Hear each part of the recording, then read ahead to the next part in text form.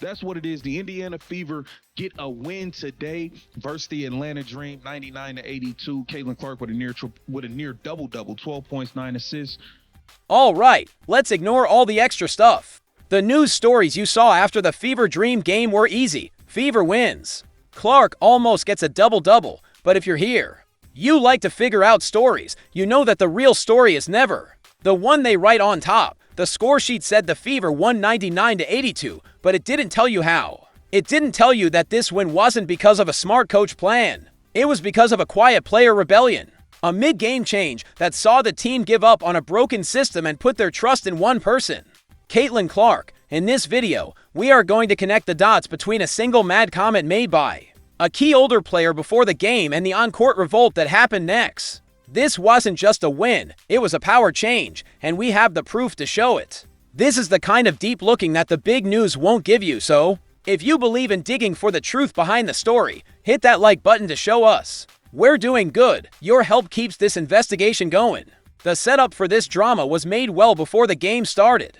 The Indiana Fever were having trouble being consistent, and the anger was easy to see. After their last loss, Coach Stephanie White had publicly questioned her team's heart, saying she was disappointed because she felt like there was a lack of competitive fire. That's a heavy thing to say from a head coach, but while the coach was pointing fingers, one player was pointing towards a fix. Sophie Cunningham, one of the clear energy leaders on this team, broke away from the group. She went to the news people and put everyone on notice. She said, and I'm quoting, "We're running out of time. It's going to light a fire under our butts. So hopefully you're going to see that energy change tomorrow." Many people ignore this as normal player talk, but for those of us who study stories, this was a clear sign. This wasn't just a promise of playing harder. It was a challenge to the whole team's way of doing things. It was a public announcement that the way things were was no longer okay. Cunningham was basically telling the world that what we are doing right now is not working, and something is about to change. She was lighting a match. And the first half of the game against the Atlanta Dream was the dry wood, and she was right. The first half was a disaster, and it perfectly showed the problems Cunningham was hinting at. The official game plan, whatever it was getting torn apart. The Atlanta Dream, led by a super hot Jordan Canada, looked like they were going to beat the Fever right out of their own building. Barrage by Jordan Canada, who had 26 points in the first half. Let's put that into perspective. Jordan Canada, a player who usually scores 8.9 points per game, scored 26 points in the quarters. She made 6 3-pointers. The Fever's defensive plan was completely broken. They had no answer for her. The competitive fire the coach had asked for was nowhere to be found. And the team looked messy and just reacted.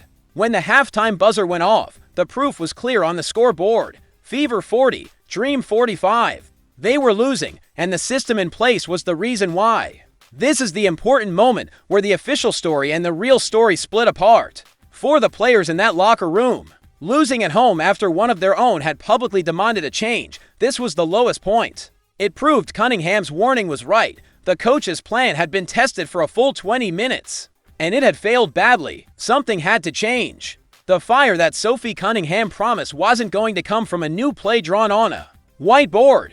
It had to come from the players themselves. And that brings us to the halftime meeting that changed everything. We don't have a transcript of what was said in that locker room at halftime, but we don't need one. As story analysts, we just have to look at the proof. The huge, almost unbelievable change in the team's play in the second half. They didn't just play harder. They played differently. They played as if a decision had been made. A quiet agreement to ignore the old way and use their own system.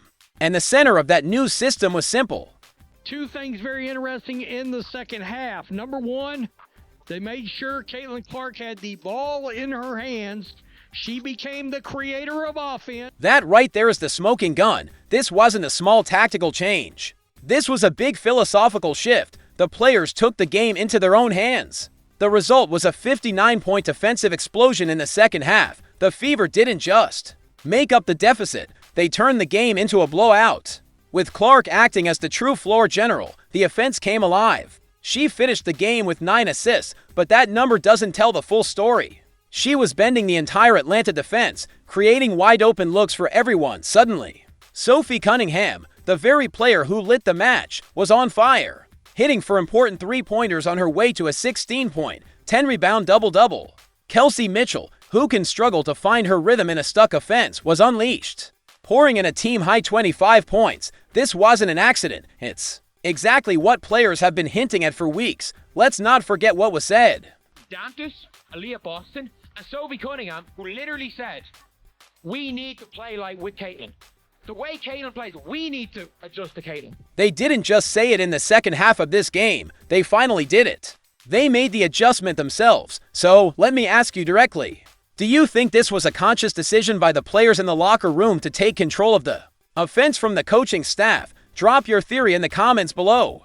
But the adjustment did more than just fix the offense. That new energy, that sense of purpose, bled directly onto the defensive end of the floor. With the offense finally flowing, the team came alive. And leading that defensive charge was the same person who was running the point, Caitlin Clark. She took on the toughest defensive assignment on the court, personally matching up with the red-hot Jordan Canada. The result was one of the most stunning defensive turnarounds you will ever see. We had Caitlin Clark locking down Jordan Canada. Jordan Canada had 4 second-half points with Caitlin Clark guarding her. From 26 points to just 4, that is a total and complete shutdown. This wasn't just a coaching switch. This was a player taking personal responsibility to shut down the opponent's best player, showing the competitive fire that the team was supposedly lacking.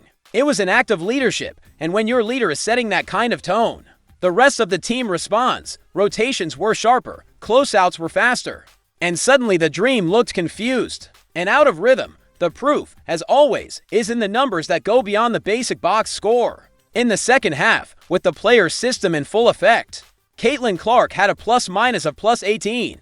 The team as a whole recorded 27 assists on 35 made baskets, a staggering 77% assist rate. That is the statistical signature of a team playing selfless, connected basketball. It's the kind of synergy that had been missing all season, and it was finally unlocked.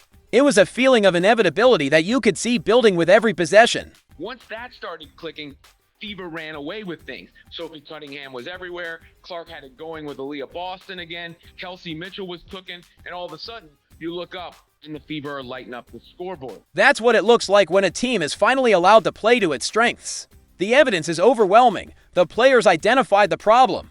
They implemented their own solution, and the results on both ends of the floor were nothing short of spectacular. This win wasn't a fluke. It was a case study. Which brings us to the uncomfortable question that the front office now has to face. What does this mean for Coach Stephanie White, okay? Now we're getting into territory that's bubbling up on social media and fan forums. But it has to be addressed. There have been reports of fan frustration with her system and calls for her replacement for weeks. Many have argued that her coaching philosophy doesn't suit Caitlin Clark's generational talent. After a win like this, a win that was achieved by seemingly abandoning that very philosophy in favor of a player-led system, her position becomes incredibly difficult.